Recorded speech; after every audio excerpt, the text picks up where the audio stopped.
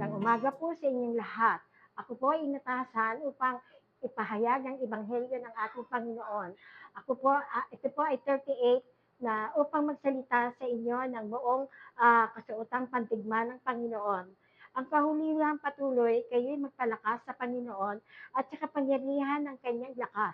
Isuot ninyo ang buong kasuotan ng pandigma ng Diyos upang kayo'y makatagal laban sa mga pakana ng dyablo, sapagkat ang ating pakikipaglaban ay hindi laban sa laman at dugo, kundi laban sa mga pinuno, laban sa mga kapangyarihan, laban sa kapangyarihan di nakikita na naghahari sa sanlibutan sa kadiliman ito, laban sa hukbong espiritual na kasamaan ng kalangitan.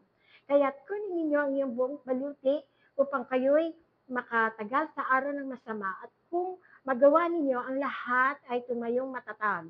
Kaya tumindig kayo na ang inyong mga baywang ay nagbibigkis ng katotohanan na suot ang baluti ng katwiran at nakasuot ang kanyang mga paa na magiging handa para sa ibanghelyo ng kapayapaan.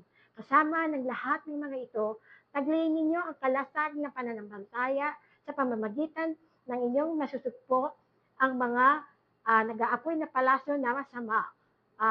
At taglayin ninyo ang helmet ng kaligtasan at ang lahat ng espiritu na siyang salita ng Diyos. Manalangin kayo sa espiritu sa lahat ng panahon sa bawat panalangin na pagsamo at sa bagay na ito ay maging handa na may buong pagtitiyaga sa pagsasamo para sa lahat ng mga banal. Ephesians 6, 10, 18. Finally, be strong to the Lord and His mighty power, put on the full of armor of God. Understanding the battle, recognize that sharing the gospel involves spiritual warfare. Pray for awareness of the battle that is taking place around you. Equipping yourself with armor. Pray for the ability to put the full of armor of God daily. Ask God to help you protect your heart and mind as you engage in the spiritual battles. Number 3, prayer for others. Pray for fellow believers who are also engaged in sharing the gospel. Ask God to equip them with the armor for their journey. Prayer focus. Pray for the protection as you engage in the spiritual of souls. Ask God to equip you with the armor and strength. Ephesians 6:10, 18, sa wakas ay maging malakas sa Panginoon at sa kanyang makapangyarihan, isuot ang baluti ng Diyos.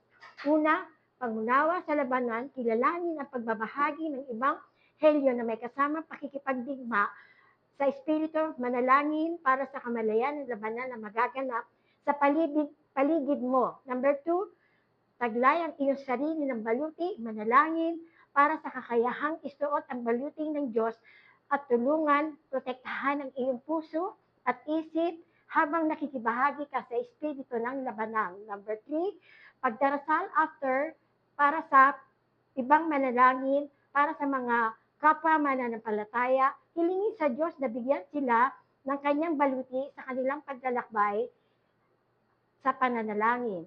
Focus, manalangin para sa proteksyon habang nakikibahagi ka sa espiritu, labanan para sa kaluluwa, hilingin sa Diyos na bigyan ka ng lakas.